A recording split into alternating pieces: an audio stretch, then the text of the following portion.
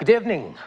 Earlier this year, Oxfam released a report, Kenya's Inequality Crisis, the Great Economic Divide. And as part of this report, quite some shocking statistics. Now, one of them is that Kenya has the 16th highest extreme poverty in the world at 46%. That is one. Another interesting one, since 2025, over the past few years, almost 7 million Kenyans have fallen into extreme poverty. This is quite a challenge. Of course, inequality is one discussion, but just discussing inequality, it's not an end to itself. We need to create solutions, especially when you talk about extreme poverty in this country. And that's why we're having this discussion on matters to do with ultra-poor graduation strategy. This is an initiative that we'll get to understand what exactly the strategy is all about at the policy level and how it can be implemented. And specifically to our devolved units, talk about the counties. So in studio, I have quite a heavy panel. On my immediate right, I have Dr. Lynette Chuma, Acting Secretary, State Department for Social Protection and Senior Citizens Affairs at the Ministry of Labor and Social Protection. Next to her, we have Tadeo Maruki, Chief Government Relations and Technical Assistant Officer at Village Enterprise, and they'll be able to tell us what exactly they have been doing to help develop this strategy and the support that they will give in the implementation. Next to him, we have Lucky Litole Jemtai, who's the CEC, Culture, Tourism, Sports, Youth Affairs, and Social Services at West Pokot County. And next to her, we have Shadrach Mutungi, CEC, Department of Youth Affairs, Sports, Gender, and Social Services at Taita Taveta County. And as you can tell, already we are entering the county zone. And finally, we have Engineer Sebastian Kioni, CEC, Gender, Children, Youth, Sports, and Social Services at Makueni County. Now, in November 18th, 2025, a strategy was launched called the Kenya Ultra Poor Graduation Strategy. And the goal of this particular strategy is to help people move from being ultra poor and escape poverty by empowering them. So what is this all about? I'll start with you, Tadeo. Yes. At Village Enterprise, you guys have very interesting initiatives to make sure that the rural, poor, and poverty in that particular segment is addressed. Specifically, ultra-poor graduation strategy. What is it all about? Great. First of all, thank you so much, Noah, for having us, and I'm delighted also to be joined by government counterparts here. So ultra-poor graduation is a holistic, time-bound, sequence set of interventions that's targeted to people who are living in extreme poverty, and the whole goal is to help them get out of extreme poverty. We help them by giving them financial training, business training, getting them into savings groups, mentoring and coaching, which is very important, and then being able to help them be on a sustainable path out of extreme poverty. And we do this through different things. And one of the things we've been doing is working closely with government. But for us, Village Enterprise is a non-profit, and we've been doing this by ourselves for a long time, for over 3 decades now. We've worked with close to about 2 million households.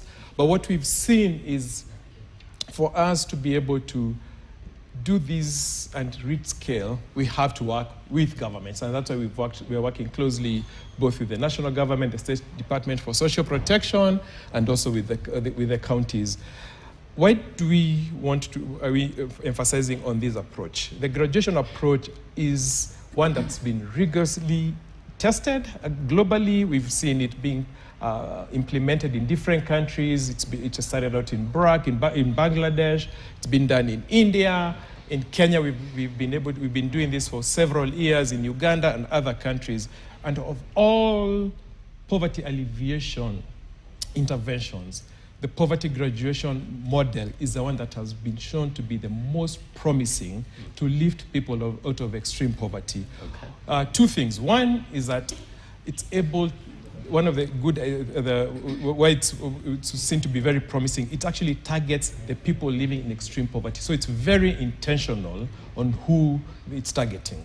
That's two. Second, it's been shown that people who are part of this program, 7 years later, 10 years down the line, you see that sustainable impact. So you see they still have increased incomes, they're still able to run businesses, and they still have increased savings at the household level. So it's a very promising approach. Okay. We think it's one that the Kenyan government needs to take a good look at and prioritize, and that's the reason we want to work closely with the government. That's quite interesting. And I want to come to Dr. Lynette Chuma, because at the State Department for Social Protection, just looking at that report by Oxfam, it's quite sad that majority of the population is actually in poverty, but interventions are critical. Talk to me about these ultra-poor, UPG strategy, and what are the tenets that you guys are applying? What does it entail to make sure that the poor, the ultra poor specifically, is lifted out of poverty in this country? Thank you so much, Noah, for this opportunity. As a government, from independence time, we've come up with so many poverty alleviation strategies, starting from the sessional paper number 10 of 1965. Then we came to the economic recovery strategy in the year 2003 to 2007. And in the year 2000 onwards, we've been having the cash transfers that we give the persons with disability, the orphans and vulnerable children, the older persons. But then, as you said, we needed now to come with an innovative solution.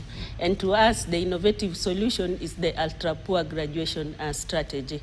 As government, we implemented the Kenya Socio-Economic Inclusion Program, and that is where Oxfam actually did an evaluation of our economic inclusion program.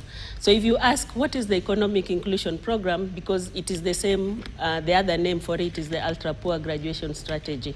So we did this in 2 counties, and I'm happy that we have the county of Makueni here. We did this in Taita Taveta, we did this in Kisumu, and in Marsabit. And the results showed that the best way to alleviate poverty is to apply the poverty graduation strategy. So we've come up with 3 pillars that we are looking at in the ultra-poor graduation strategy.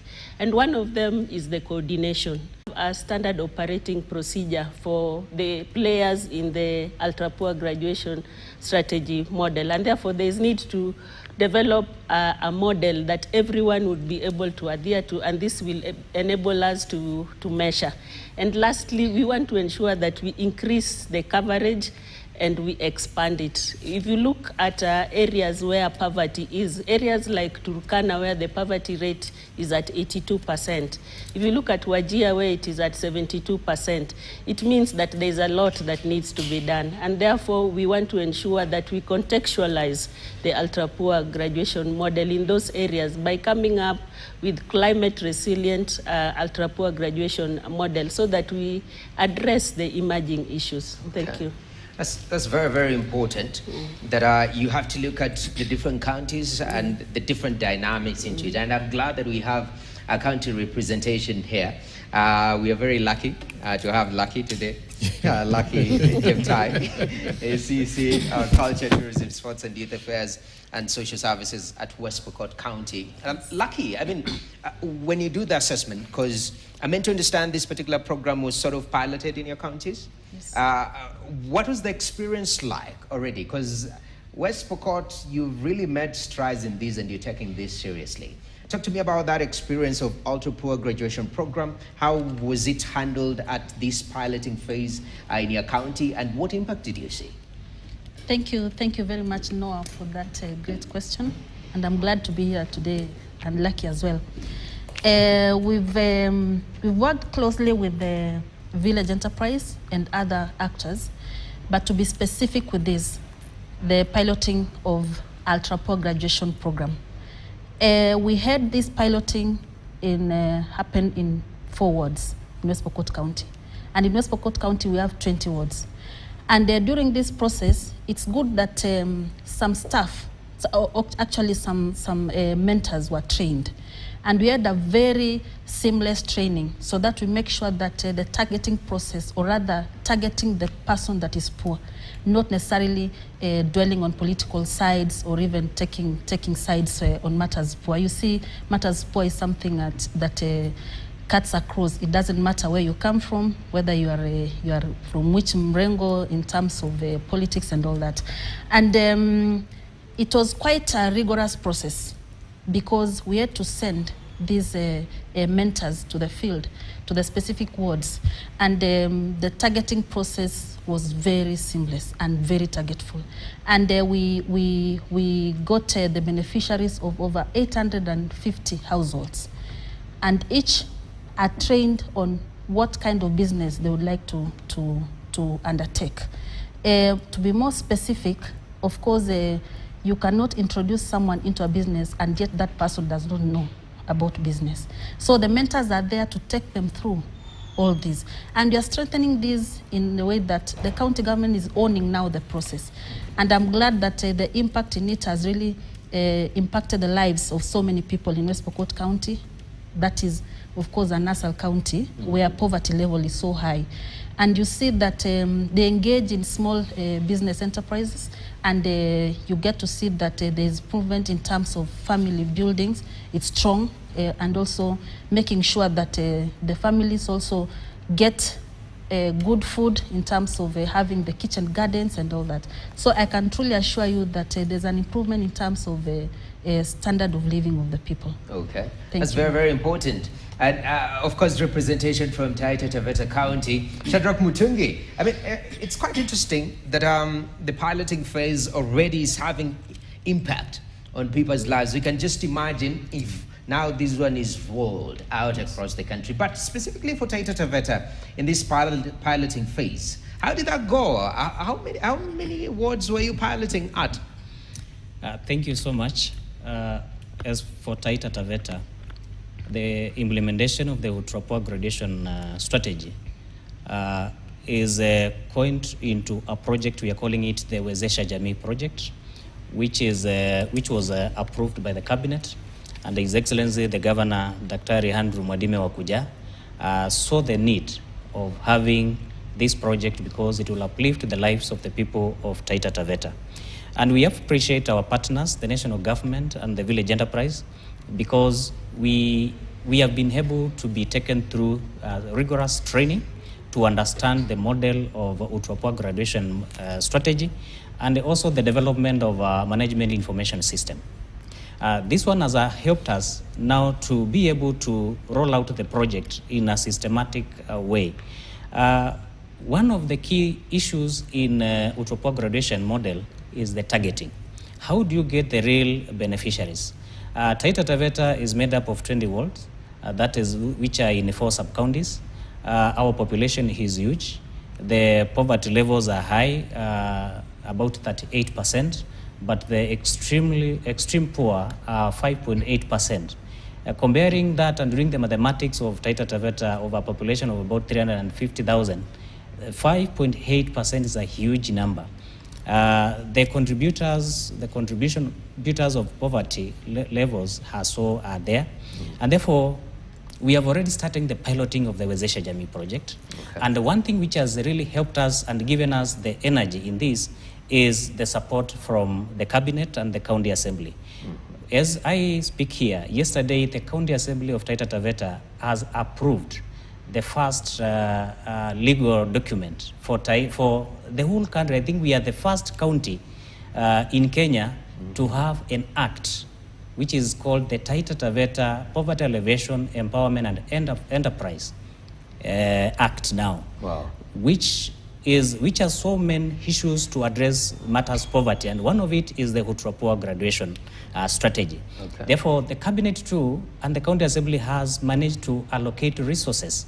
We have, in the current budget, 10 million shillings allocated for this. And therefore, from the targeting process, we'll be able to have not less than 700 households across the whole county, which will be touched. Each family will give out at least one person who will be trained, will be taken through the process, and then they'll be able to establish a business enterprise. Okay. In the process for like 3 months, 4 months, then we'll be able to issue them with the grants in order for them to maybe accelerate their enterprises. And at the same time, we'll also be checking throughout so that to ensure that they don't fall back. Okay. And we are sure after 12 months, we'll be able to graduate not less than 700 households out of extreme poverty in this current financial year. Right. But we are happy that the Village Enterprise has been able to give us the digital tools, the management information system, which has helped us with the speed of targeting and also accuracy and the trust by the stakeholders. We have also engaged the community.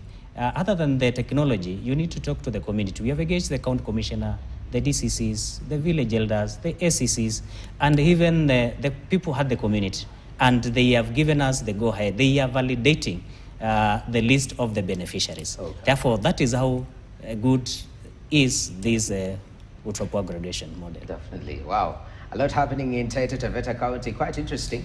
I want us to move to Makueni County. You know, Makueni is known for being very progressive. Taita has beaten you on matters approving acts. Engineer Sebastian, what exactly, because I'm feeling that there has to be a lot of goodwill. If at all we are to alleviate poverty in this country, goodwill at the county level has to support such policy moves. So talk to me about that collaboration, especially starting from the, running the phasing program within Makueni County. Where are you guys at right now? Thank you, Noah, and greetings from Makueni. Makueni County, just like the other counties and the national government, has had some Utropoa graduation interventions over time. Most of them, like relief foods, giving seeds to farmers, giving fertilizer, and such other interventions have been there, but they have not been sustainable. They have just been one-off, and therefore they left the vulnerable still dependent, and therefore Makueni started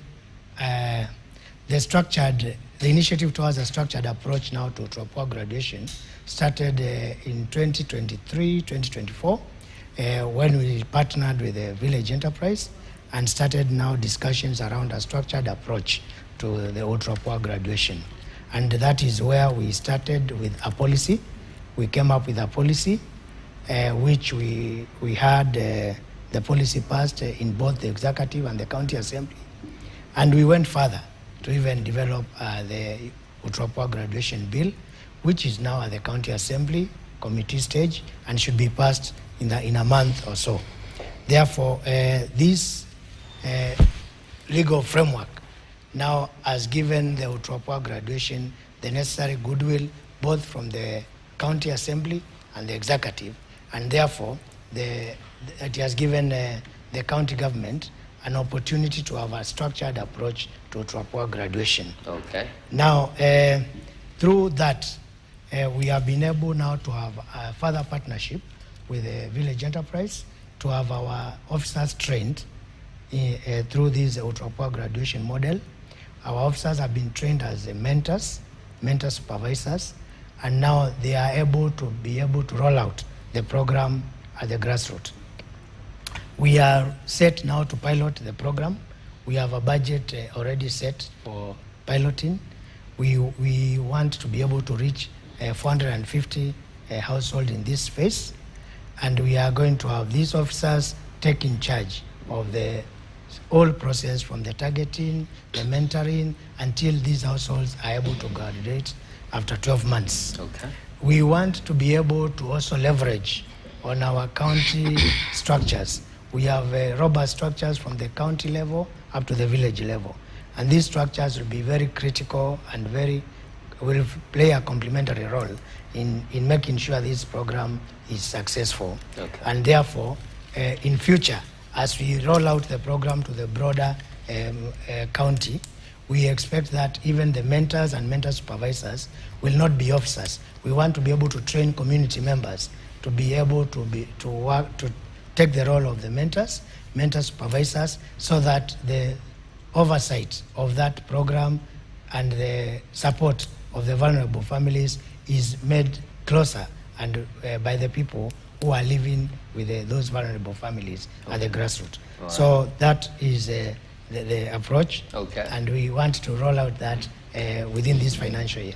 Ah, that's good. Thank you. So just behind Taita Taveta. Yes, Dr. Maybe for the sake of viewers, I would wish to explain further what this ultra-poor graduation is, so that we all understand when we talk of mentors and mentor supervisors. So ultra-poor graduation is a model that targets the poor and the vulnerable.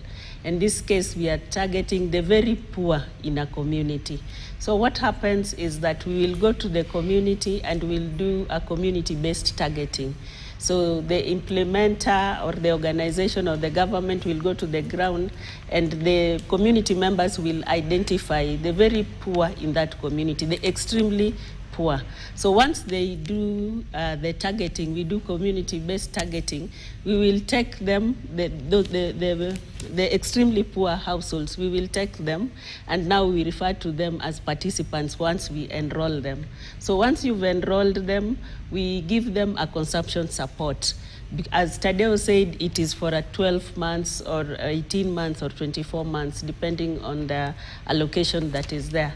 So we will give them a consumption support to meet their basic needs. So each household, there is a mentor, someone we call a mentor, who is supposed to be handholding the participants for a time, for a period, whether it's 12 months, 18 months, or 24 months. So this mentor will be coaching them as well as mentoring them on identification of a business and enterprise in line with the market assessment that has been done in that community. Okay. So this is contextualized from one community to another. And then they'll be given an asset transfer, which is supposed to be a push towards making them to be productive. So they continue to be given, like for example, in the government-led program, we give them Kenya shillings 2,000 for a period of 12 months. And then after, within that period, in the 6th month, we'll give them an asset transfer, which we give in 2 tranches. So we give them 20,000 and then we give them 10,000. So the mentor will take them through training on social skills, life skills, entrepreneurship skills, with an aim of making the households to be self-reliant and moving on to improved livelihood. So there's the bit of also social empowerment. We want to ensure that everybody is included in this.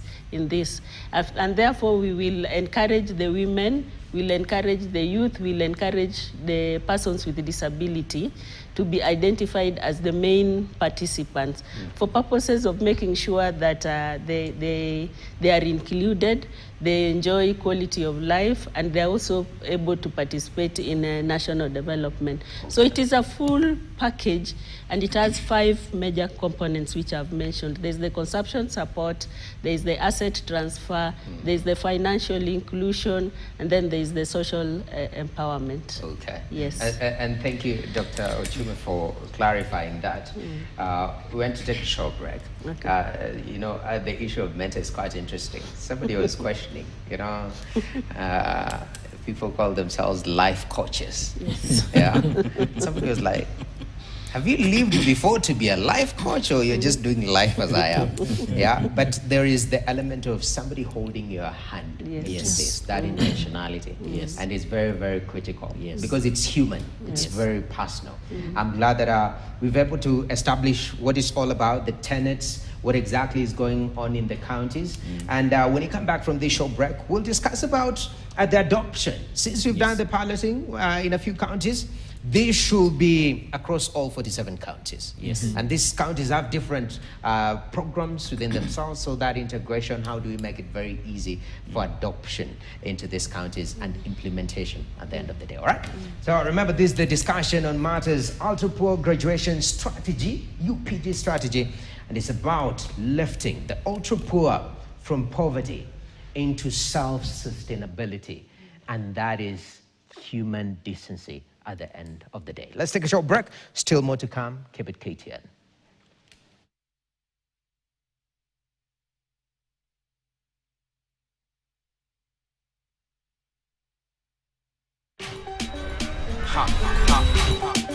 Skia, ni juicy. Flavor zote tamu tena fruity. Yummy na flow kama maji, juu ni tamu kama sali. Ni juicy. Are you bored? Kuna vitu zinakuudhi, usijali my bro, hebu kama taka juicy juni.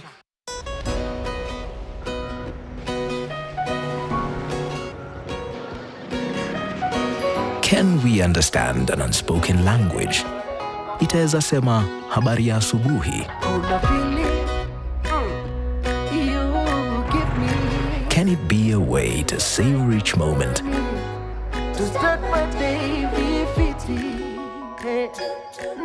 Or a way to get away? Sisi tunajua it can start lifelong stories. The more the milk, the better the chai. Be the center of celebrations and so much more. Na ni lugha ambayo kila Mkenya anajua. The more the milk, the better the chai.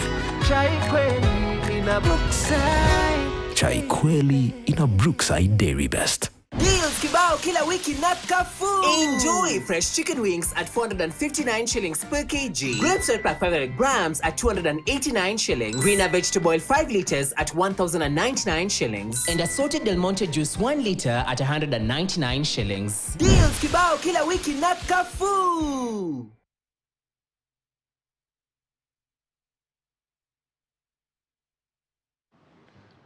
All right, welcome back to this discussion about ultra-poor graduation strategy. UPG strategy, and is about lifting populations out of poverty. The numbers are not looking good, but with such strategies, and not only such strategies, but implementation of these strategies, that's where the difference lies. At the end of the day. And in studio we are having all stakeholders, of course, from village enterprise, from government, and from pilot counties that we've seen this strategy being implemented. Now the big question is, how can we scale this up? All right, and I want to come to you today, because at village enterprise you guys have done this. You mentioned 30 years. And some people are trying to calculate their ages. You know, 30 years ago, where was I? Yeah, born, right? I was pretty young. So for 30 years you've done this, and right now we are piloting in different counties. You're observing what is happening, the impact that the CECs have mentioned. What does it take now? Full rollout within those counties? Is there a particular set of support, a certain level of goodwill that we need to see, if at all this particular strategy is to work at optimum? Yeah, good question. Yeah, so, no, thanks for that question. So, just to reiterate, we've been doing this for 30 years, and it's not only in Kenya. We also work in Uganda, Ethiopia, Rwanda, and recently we have actually started working in Nigeria, in Kaduna State. One of the things we've seen, and Madam Lynette here have said, it's quite an intense program, right? It's just not like the usual programs where the counties mentioned, where you just go give a handout, or you give some seeds and then you disappear. So for us, what we're trying to tell government and advocate to also the county governments are a few things. One, we already have resources in all these budgets. If you ever go to the national budget, they allocate billions of shillings towards poverty alleviation programs. Likewise to the counties, right? But when you go there 1 year down the line, 2 years down the line, can you be able to prove that that funding has actually transformed the lives of people? Poverty graduation model, if counties and national government implement it, they can go all the way until the household level, 2 years down the line, 3 years down the line, and see what transformation that has happened at that household. And that's the beauty of this program, that you're able to track and monitor the progress of each household that's part of this program. One of the amazing things we are very proud about the Kenyan government is that they already have an established social registry, right? So it has a social registry of all the vulnerable households. So it's a matter of using those households and targeting and making sure that they are part of that program, and then you're able to follow them and give them the support they need. So what needs to happen? First, we just need governments to be able to see this as, if not the silver bullet, but one of the most promising interventions to end extreme poverty. And if you look at countries like India, where we actually took a learning trip a few months ago, we went and visited the state government of Bihar.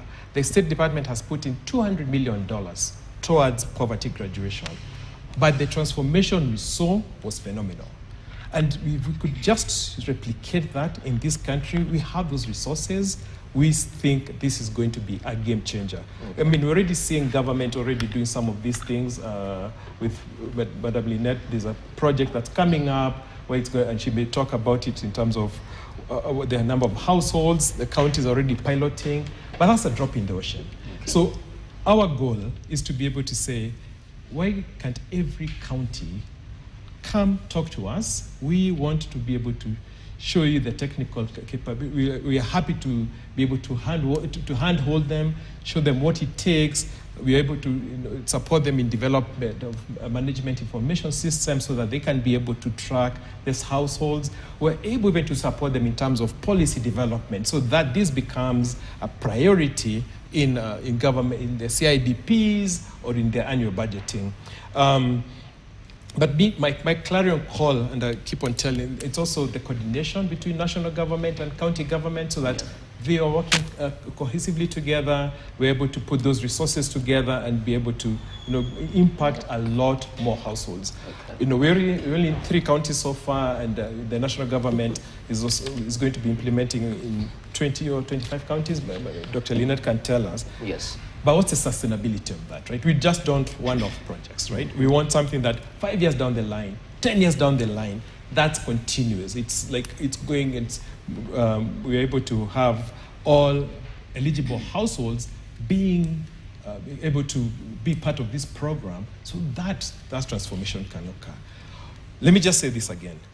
This is one of the most promising approaches to ending extreme poverty in this country.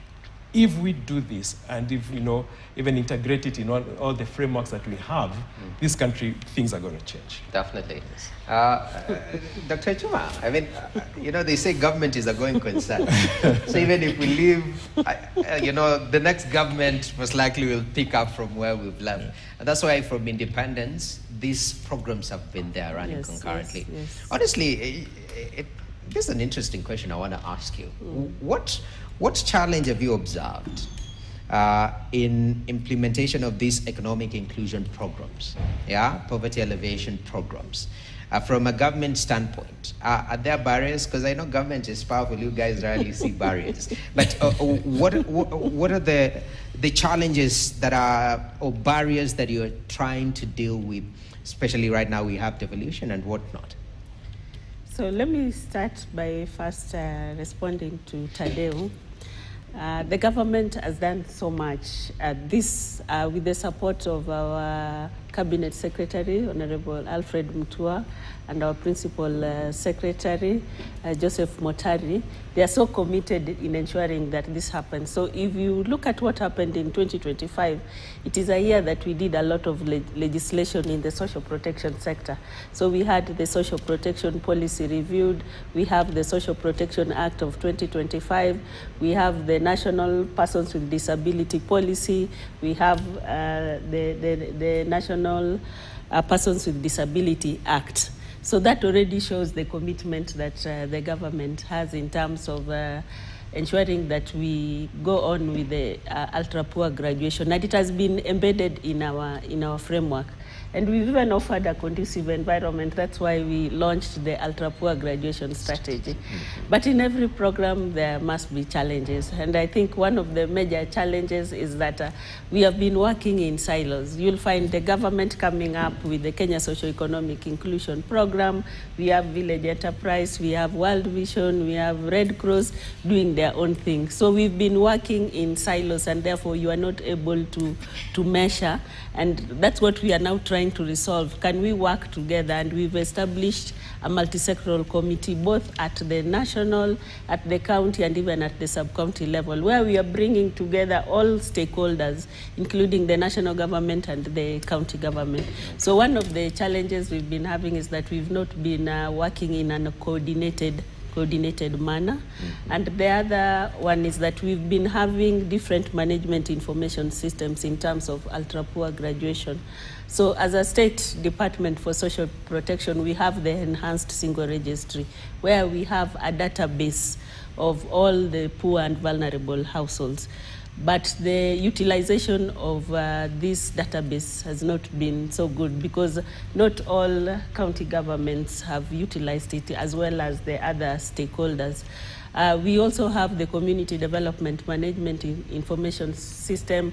We have the Consolidated Cash Transfer Management Information System. So we have several systems, but they are not interlinked. So that's one challenge, because now the systems are not able to speak to each other. Okay. But we have identified that gap, and we are looking at ways of making them interoperable so that they can be speaking at each other. And that will help us in terms of having a robust monitoring and evaluation system, where we can be able to learn together. We can be able to measure what we are doing in Kenya, because we are not able to do that because of the fragmented manner in which we are implementing. Okay. So the bit of coordination, the bit of monitoring and evaluation, and the different systems, if we can bring them together, then that will be great. Wow. Yes. Silos is a very common word, because there's so many things happening.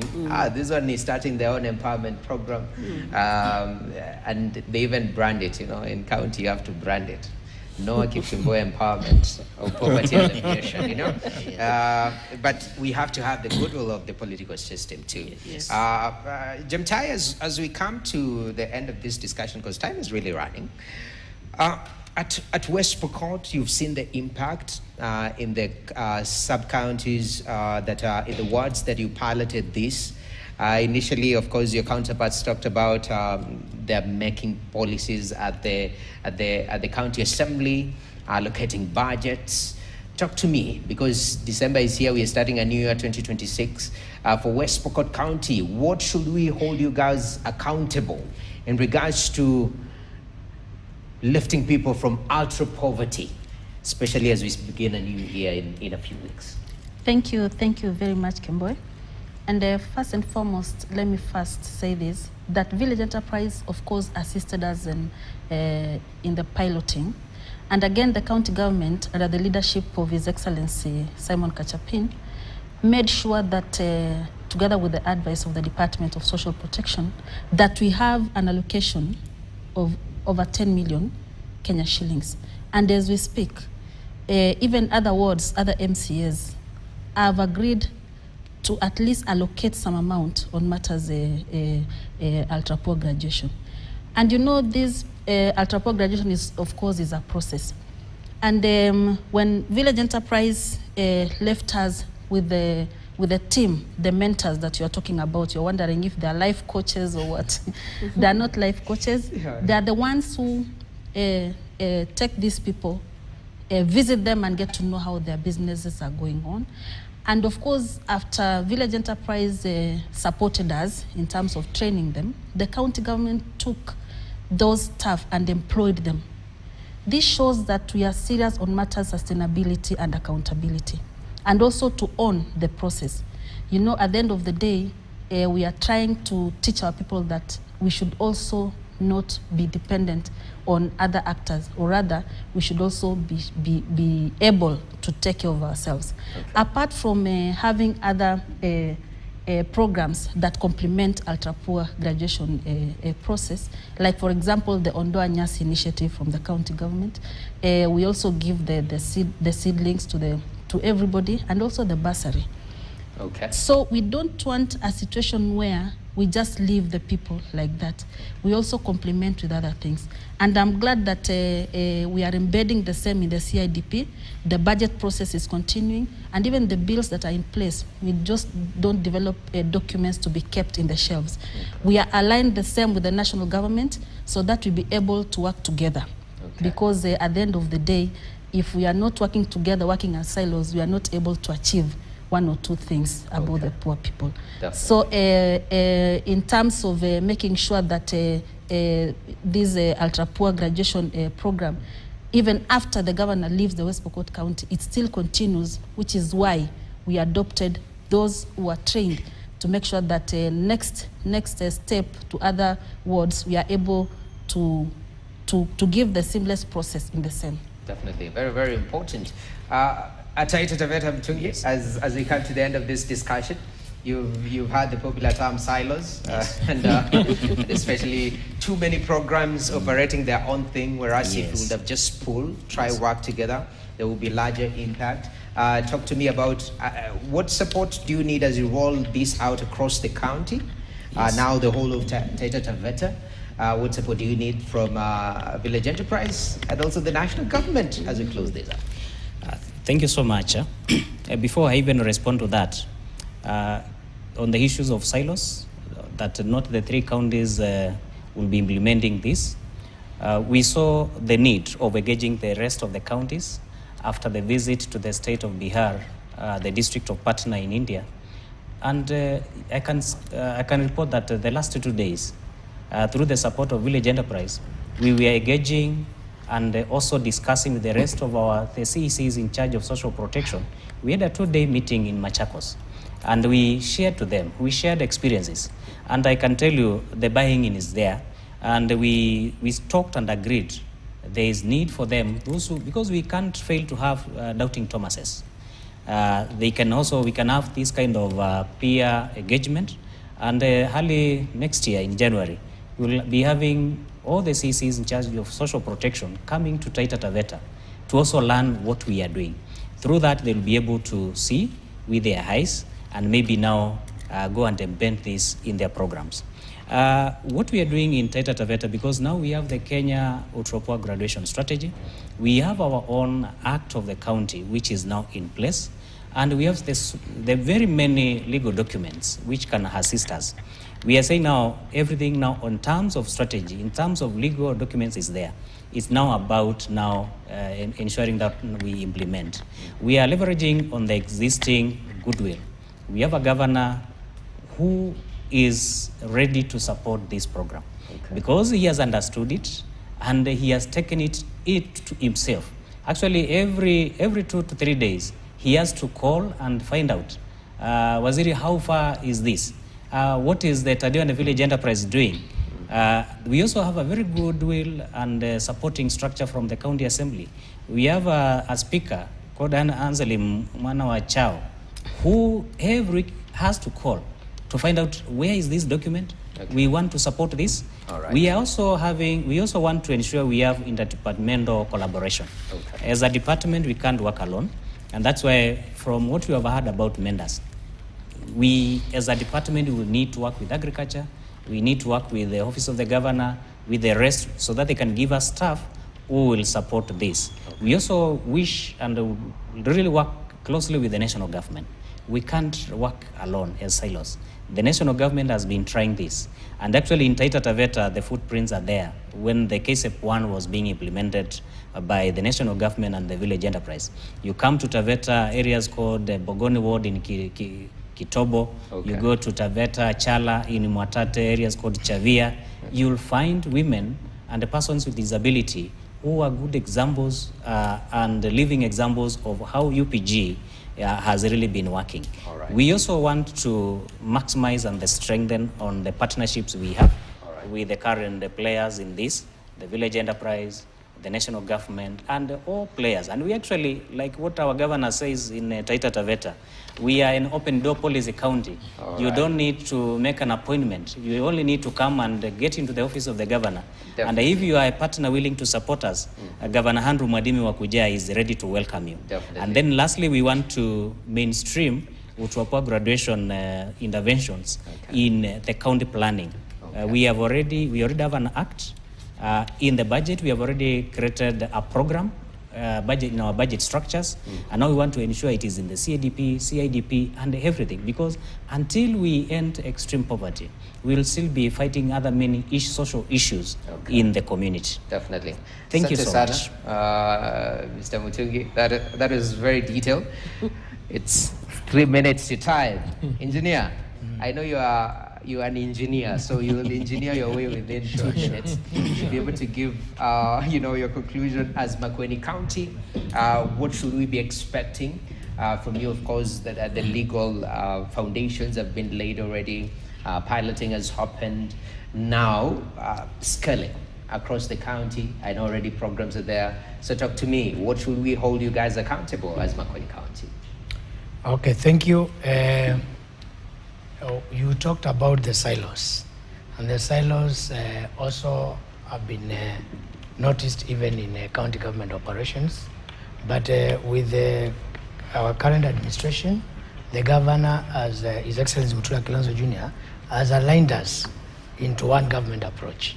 And for this program, we have appointed an Utrapua graduation unit, which is drawing membership from all the departments, so that all the Utrapua graduation initiatives are now managed through the Utrapua graduation approach, so that we do not have any department running an Utrapua graduation related program and another one. The Utrapua graduation unit takes care of all the Utrapua graduation initiatives for the county. And that way we will have some better approach and some sustained interventions without having the silo approach. We have noticed also we have some actors in the Utrapua graduation space within the county. And now with our organized structure, we are able now to invite these partners and be able to now join hands so that their intervention and the county government interventions are able to synergize and make the Utrapua graduation approach even bigger. We have been able to develop a management information system with assistance of the village enterprise for monitoring and managing this Utrapua graduation, so that we are able to learn, improve, and be able to deliver a better package going forward. And in fact, we are in the process of having the system now handed over to the county government so that we are able to take care of its running and all that. We look forward to being able to graduate, to have the beneficiaries graduate, and because they will have been packaged through some business groups, through VSLS, Village Savings Loans Associations. By the end of their graduation, they will now be able to run their own initiatives and be able to be independent. And we look forward to having them graduate to another initiative of the county government, which we call the Makueni County Empowerment Fund. Now, this one is not a grant. It gives loans now to business groups, and so that they're able to get loan interest-free, and which they have to repay.